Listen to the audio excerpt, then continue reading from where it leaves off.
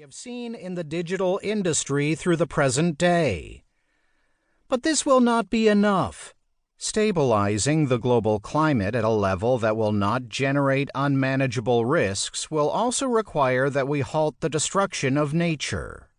Today, we have reached the sixth mass extinction of species on Earth, the first to be caused by another species, ourselves. We have wiped out 60% of animal population since the 1970s and are on track to lose 1 million out of 8 million known species on Earth. The overall conclusion is that we have reached a state of planetary emergency. We have rising evidence that global warming, deforestation, and loss of ecosystems increase the risk of zoonotic disease outbreaks, which can transform into pandemics in the globalized world of the 21st century. We now need to mobilize all human ingenuity, leadership, and action for our common future on Earth. What we do over the coming decade is likely to determine the future for all coming generations in the world. Business plays a fundamental role in this context, as a major source of unsustainable pressures on the planet, from use of natural resources to ecosystem change and greenhouse gas emissions. Yet the private sector also represents the ability to provide solutions and be a leader in climate action. We are starting to see examples of that leadership today, which we direly need to see scaled and accelerated.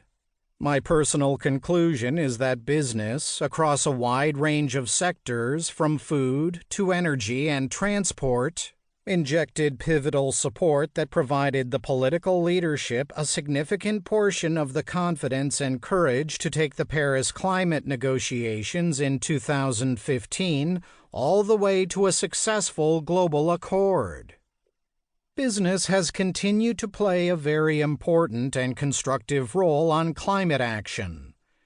Immediately after Paris, hundreds of international businesses stepped up to adopt science-based targets, SBTs, for climate action, first to meet the 2 degrees Celsius target and increasingly to reach 1.5 degrees Celsius.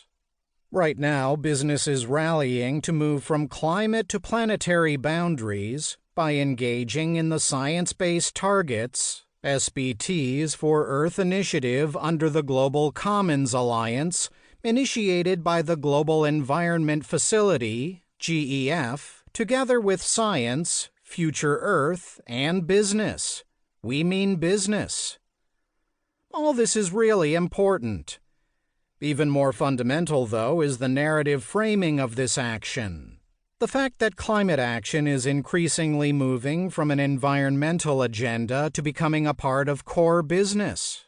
Here, Henrik Henriksson, as CEO of Scania, and Elaine Weidman Grunewald, sustainability leader and innovator with long experience in the technology business, represent 2 global leaders. When they argue for making sustainability core to the business, they do it with empirical evidence and profound conviction in a way that few leaders can. And it is here that they provide a really important piece of strategic advice for all business leaders, applicable to all sectors. Making sustainability the core of your business is not a moral agenda. It is the pathway to profits and business success. As they point out, purpose-driven leadership is the most important business asset as it generates innovation and gives a competitive edge. Together, Henrik and Elaine provide what I consider the most important business advice one can get today: to embed the core business in a culture of sustainability.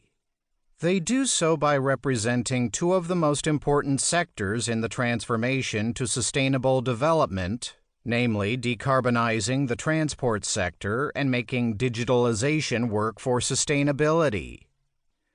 This makes the voice of these 2 business leaders so valuable and timely at a juncture where we must accelerate and scale innovations and solutions toward a prosperous and equitable future for humanity within planetary boundaries. Potsdam Institute of